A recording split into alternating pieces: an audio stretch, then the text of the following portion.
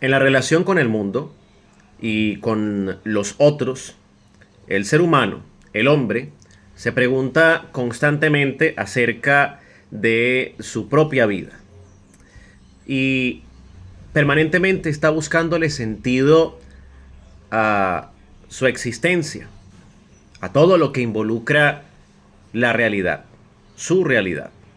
Esto es lo que lo lleva de una manera constante a tomar una postura autorreflexiva, valorando aquellos elementos fundamentales que lo definen en su libertad, en la esperanza, su conciencia, su capacidad de darle sentido a la realidad, su proyección, su historicidad. Así es como a cada uno de estos elementos hace preguntarse por la posibilidad de una plenitud, de una realización cada vez mayor.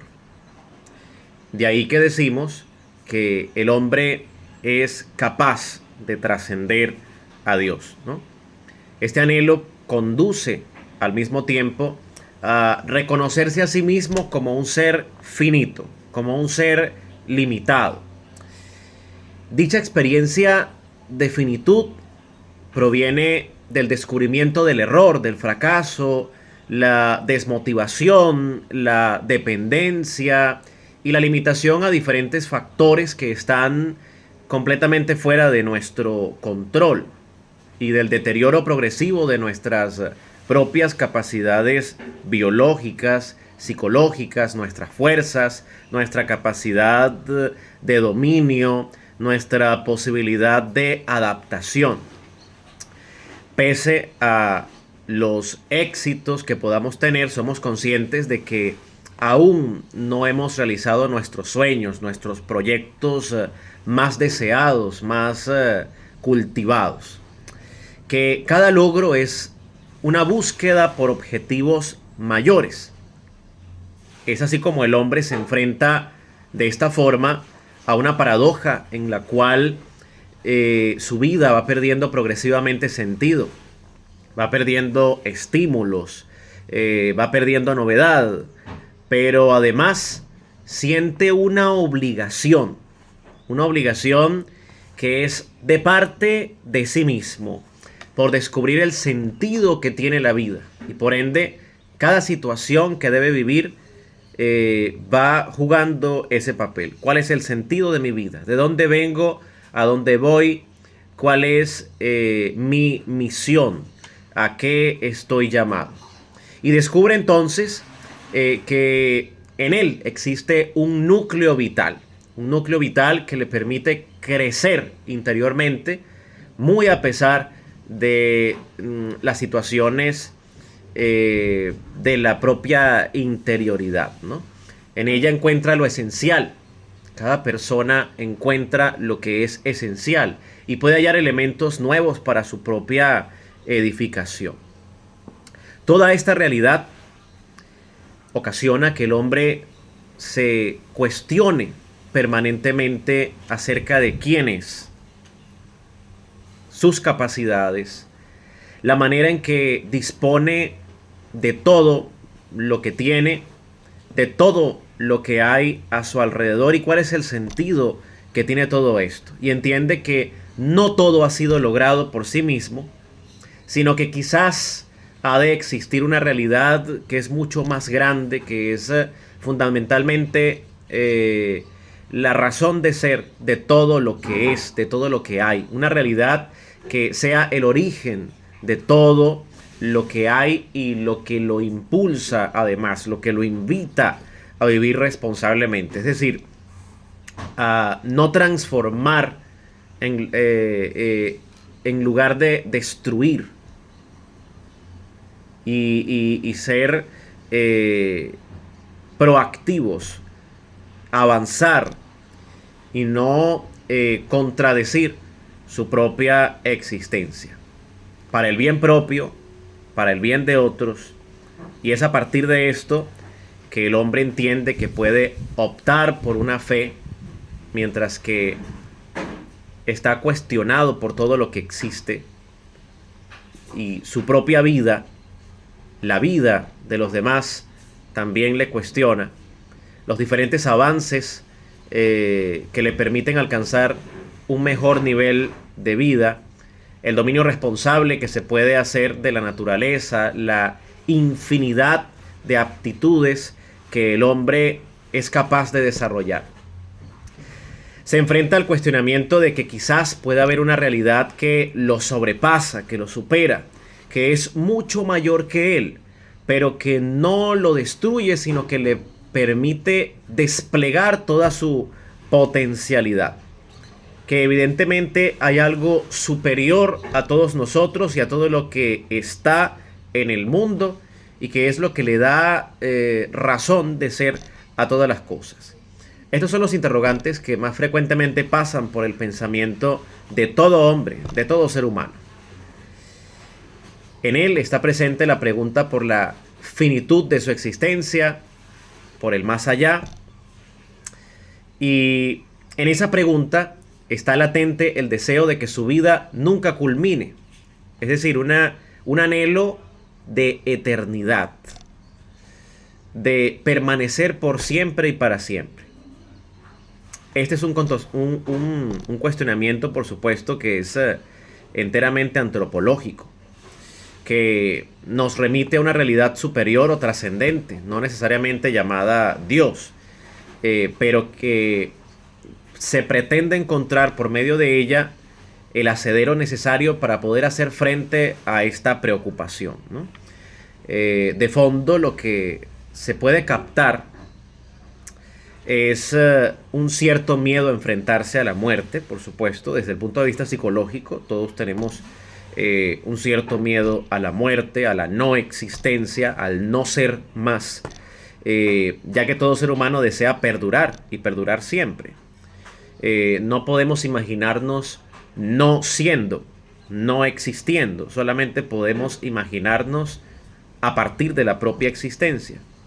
Entonces queremos lograr superar esas propias finitudes y trascender, por supuesto, la realidad. Deseamos sentir que estamos llamados a ser más que aquello que nos rodea, por supuesto, ¿no? A la existencia que da sentido a todas las demás cosas. Como decía Ortega y Gasset, existo yo y las cosas, no las cosas y yo, porque yo soy el que le tiene que dar sentido a las cosas. Entonces, de esta forma, el ser humano se siente impulsado a desarrollar aquellas potencialidades que le permitan avanzar aún más en sus capacidades de ser y de actuar.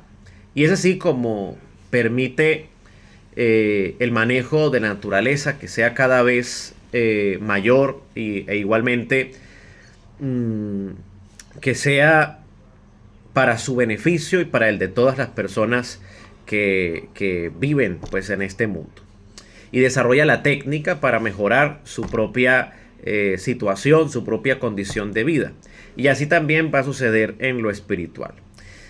Siente que, aunque finito, es capaz de involucrarse activamente en la historia para transformarla, surgiendo de esta manera una fascinación por el reto que le propone la realidad de ser asumida responsablemente, ¿no? Y ahí viene pues esa necesidad de caminar dejando huella, y una huella que por supuesto perdure. El hombre se entiende como alguien que está relacionado y vinculado al mundo. Descubre que él mismo es el lugar donde se concentran todas las energías, todas las fuerzas de todo lo que existe. Y esto es lo que le da sentido a todo lo que hacemos, porque sintetiza la unidad de toda la naturaleza. No hay un perrito preguntándose por el sentido de su existencia, no hay un árbol cuestionando por qué tiene que ser árbol, no hay un pez preguntándose por qué tiene que vivir en el agua.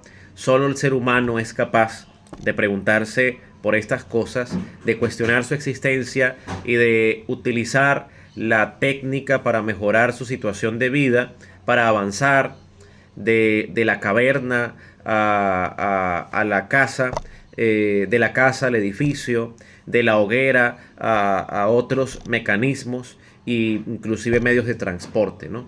Y aún así, filosóficamente y metafísicamente en lo espiritual, va también creciendo, va también avanzando.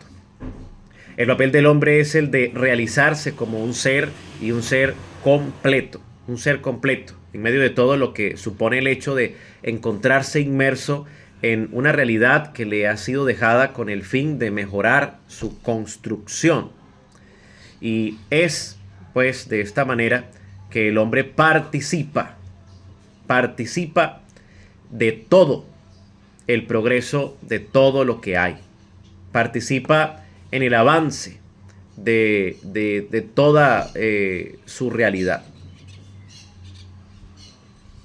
El hombre entiende que es alguien que está llamado a una realidad que es superior a la física, a la inmediata, y es partícipe de la realización del universo, a proyectar adecuadamente su devenir. Y es así como la naturaleza va siendo manejada poco a poco por el hombre, modificándola y utilizándola para su propio bien, permitiéndole además reconocerse capaz de idear innumerables formas de desarrollar sus propias capacidades, sus propias actitudes. Y es desde esta perspectiva que en esta materia de cultura teológica nosotros queremos avanzar en el conocimiento de una realidad integral y buscar un equilibrio entre todo el dominio de nuestra situación. Vivimos en un mundo en el que la hipótesis Dios parece no ser necesaria. Sin embargo, en un mundo como el que nos encontramos, es un mundo que, liberado de Dios, nunca va a encontrar paz y nunca va a encontrar sosiego. Es un mundo vacilante, dominado por profundas incertidumbres y sobresaltos que hacen que se viva bajo la sensación de un constante riesgo. Algunos autores como Anthony Giddens y Niklas Luhmann han dicho que vivimos en una época donde la sensación de sosiego, de riesgo, se ha tornado algo corriente. No es sorprendente, pues, que frente a la poca confianza en las grandes instituciones, el desmoronamiento repentino de regímenes que parecían indestructibles y el constante ir y venir del mar de opiniones, se remite expulsando a cualquier forma o pretensión de verdad que aspire a imponerse sobre el imperio de juicios provisorios. Anthony Giddens describe de esta manera lo que quiso ser y no fue, el progreso anhelado que nos pone ante situaciones de riesgo. Los filósofos ilustrados trabajaron con una máxima simple pero aparentemente muy poderosa. Cuanto más capaces seamos de comprender racionalmente el mundo y a nosotros mismos, mucho mejor podremos manejar la historia para nuestros propósitos. Debemos librarnos de los hábitos y prejuicios del pasado para poder controlar el futuro. El futuro, en el mundo en que nosotros nos encontramos hoy, sin embargo, no se parece mucho al que pronosticaron. Tampoco lo sentimos nosotros de la misma manera. En lugar de estar cada vez más bajo nuestro control, parece que fuera de él un mundo desbocado, un mundo completamente loco.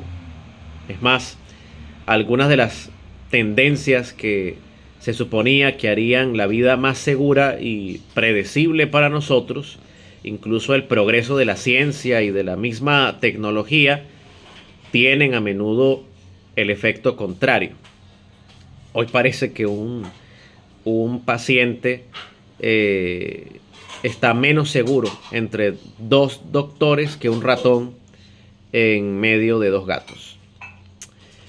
Por ejemplo, el cambio climático global y sus riesgos inherentes resultan probablemente de nuestra intervención sobre el medio ambiente y no son fenómenos naturales. Ciencia y tecnología están inevitablemente implicadas en nuestros intentos por contrarrestar tales riesgos, pero han contribuido también y en primer lugar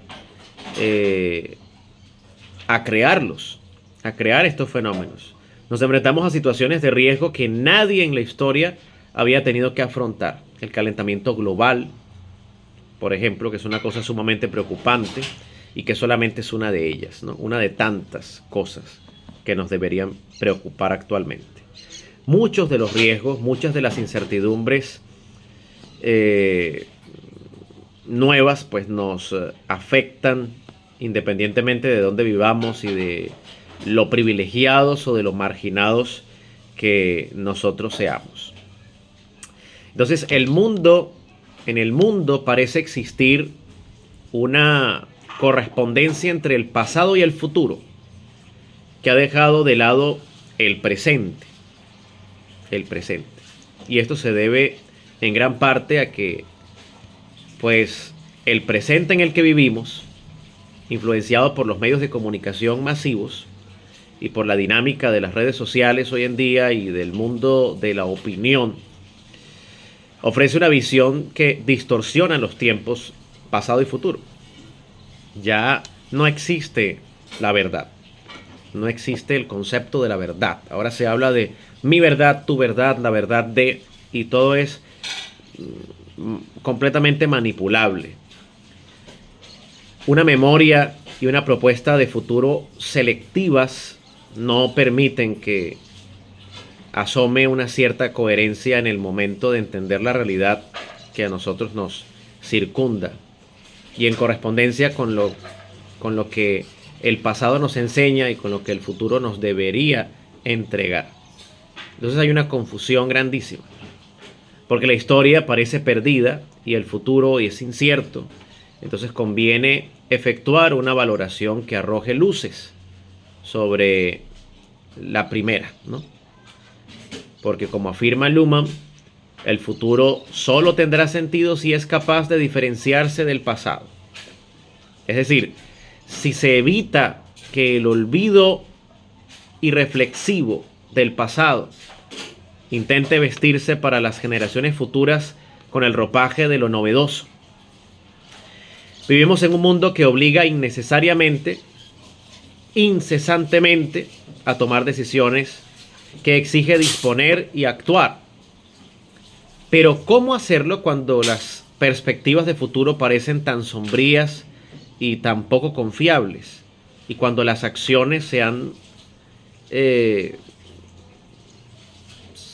van dando de acuerdo a las propias posibilidades. Sea cual sea la actitud con la que se aborde esta pregunta, incluso si se trata de indiferencia, de desinterés o de rechazo, no podrá pasarse por alto el factor determinante que rige todas y cada una de las acciones que se tomen y que hay que tener frente a los retos que se avecinan. Ser en cada una de estas acciones auténticamente persona. De eso se trata esto, ¿no? Auténtica y dignamente persona.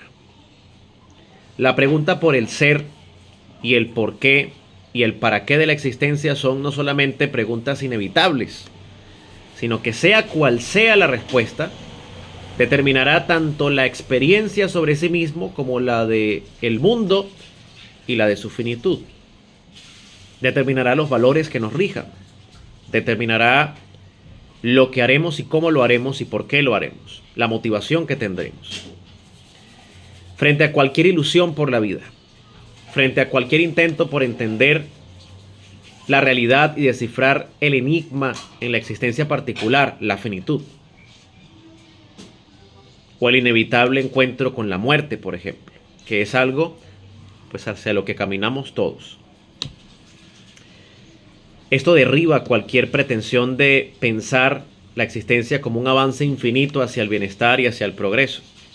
Estamos limitados, humanamente hablando. Renunciar a esa pretensión lleva a una cuestión más que especulativa y muy honesta. ¿Es posible que la vida sea algo inteligible? Es decir, efectivamente tienen sentido y se responden las preguntas del por qué y del para qué de la existencia. Y ese sentido es algo que subyace y que tiene la vida misma, o es algo que se le otorga a ella. Lo primero indaga, por supuesto, por una ciencia, por una cierta estructura sobre la vida, sobre que la vida pues de alguna forma se levantaría. Su máxima es: conócete a ti mismo. Lo segundo apunta a las decisiones que comprometen a la existencia, a otorgarle responsabilidades y libremente un fin. Su máxima es: sé lo que quieras hacer, ¿no? Como la película de Barbie, ¿eh? Sé lo que quieras hacer, sin pretender menguar el valor ontológico del ser humano, por un lado, o diluir lo humano, diluirlo completamente, diluir su sentido. Por otro, se le puede caracterizar en palabras de Juan Alfaro, teólogo español, como aquel que, pese a ser el creador del lenguaje, de la técnica, de la cultura, del arte o de la historia, posee como distintivo que marca profundamente al ser humano su destino a buscar el sentido último de la vida. El hombre ha sido puesto en el mundo a la búsqueda de sí mismo y de su propio porvenir. Ahora bien, ¿qué tiene que ver esta sensación de riesgo en la que vive constantemente el ser humano? ¿Qué tiene que ver la desarticulación del pasado y del futuro, su actitud y las preguntas por la razón de la existencia, con la cultura teológica y con el motivo central de la reflexión, la cuestión de Dios? En clases pasadas hemos hablado de la catolicidad de la Iglesia y del patriarcado, y ahora en este paréntesis, la cuestión de Dios, porque no debemos olvidar cuál es el sentido, el núcleo armonizante de todo esto. La cuestión de Dios. ¿Qué tiene que ver con lo que estamos hablando? Sin duda, la existencia humana no lleva a Dios como un río al mar. Las experiencias sensibles que cargan de sentido la vida no engendran sin más la percepción de la divinidad. Dios no es una hipótesis necesaria cuando el mundo y la realidad que se construyen se hallan edificadas meramente con los ladrillos de las experiencias empíricas. Nos hemos vuelto empiristas. Todo lo queremos ver, tocar, medir, sentir, comprobar. Sin embargo, la pregunta por el sentido de la vida rebasa los términos de una realidad reductiva a lo fáctico. El ser humano, en su mundo, su historia y su destino, asciende hacia algo que parece, de entrada, elevarse fuera de él mismo. Se trata de aquello que se manifiesta como trascendencia y que brinda inteligibilidad a las preguntas esenciales de la existencia humana. Y en este contexto nace la pregunta por Dios, no como una cuestión producto de la especulación, sino como una realidad que, aunque parece emerger fuera de la realidad del hombre, viene, sin embargo, a irradiar luz sobre el sentido último y más profundo de la existencia humana. La pregunta por Dios y su encuentro no paraliza el interés del hombre por su existencia, sino que por el contrario la carga de mayor significado y alcance. Y es ahí donde encuentra sentido real. En un mundo como el nuestro, que se puede ufanar de la riqueza y de la variedad de conocimientos, el mar de la información, unido a la ansiedad por el futuro, parecen ahogar a las personas y paradójicamente en un gran y constante sinsentido. Caminamos en ese sinsentido. Por eso resulta apropiada una reflexión que permita una mirada diferente sobre la existencia humana, que parece cubierta de solo apariencias. La apertura a la trascendencia, entonces, sin tener que despegar los pies de la tierra, brinda al ser humano una nueva inteligencia, una nueva forma de comprender la realidad. Inteligencia que, sin estar regida por leyes de una lógica empírica, puede mostrarse accesible y creíble para el ser humano. Y es en esta apertura que se funda un diálogo con aquel que no es ingenuamente la proyección o el eco de un pensamiento propio, sino que tiene existencia en sí mismo. Ni que llega a la vida de las personas empujado por la evidencia abrumadora de una realidad derivada por las premisas lógicas. Es superior a todo eso. Dios establece con el ser humano un diálogo en el escenario de la trascendencia, que nos hace capaces de trascender a Él. Si bien es cierto que en ella su presencia resulta misteriosa, también es cierto que la existencia humana lo es. Y en todo caso, estos dos misteriosos tienden a necesitarse. Adentrarse en el misterio de Dios lleva, por supuesto, a revelar algo del misterio del ser humano. Y es así como el misterio de la naturaleza humana parece conducir hacia la intuición de la realidad que no solamente iguala y es a la vez distinta de la naturaleza meramente biológica, sino que parece configurar una imagen adecuada del ser humano. Por eso, en medio de toda su realidad histórica, social, política, resuena en cada época y en cada cultura ese imperativo: hagamos al hombre, como en Génesis, hagamos al hombre. No desde la inmediatez, las tendencias y los agobiantes de cada época que desdibujan la esencia de lo humano, sino desde la perspectiva de la trascendencia en la persona, en que la persona obtiene las respuestas a las preguntas existenciales que se plantea. Hacer al hombre es, en ese sentido, una acción y un compromiso que se da en el ámbito de la trascendencia y que bien puede atribuírsele a Dios. Esto carecería de fundamento si no fuera por el hecho innegable de que, por lo menos desde una perspectiva histórica, coincide el eclipse de Dios con tiempos de profundas crisis en la forma de estimar el valor de lo humano. Se entiende con ello que existe una insondable relación entre la búsqueda de Dios y un supremo valor de lo humano. El hombre es un ser a la medida de Dios, su imagen, un ser teologal que necesita conocer a Dios para conocerse a sí mismo. Es un animal teotrópico que sin saberlo y a sabiendas, como la planta hacia la luz, va en busca de Dios.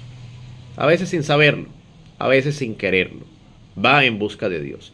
Dios es el fundamento radical de esta cultura y es la clave para dar razón del hombre. La incultura retorna y penetra por todos los poros cuando acontece la tragedia de la pérdida de Dios, la muerte, el eclipse, la fuga de los dioses, como ha acontecido en nuestro mundo moderno.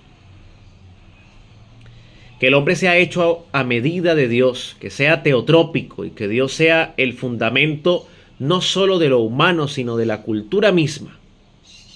Son aspectos que entienden, que se entienden, que se interpretan mejor desde la afirmación de la tendencia humana por trascender. El ser humano es capaz de Dios, es capaz de Él, de trascender a Él, de conocerle.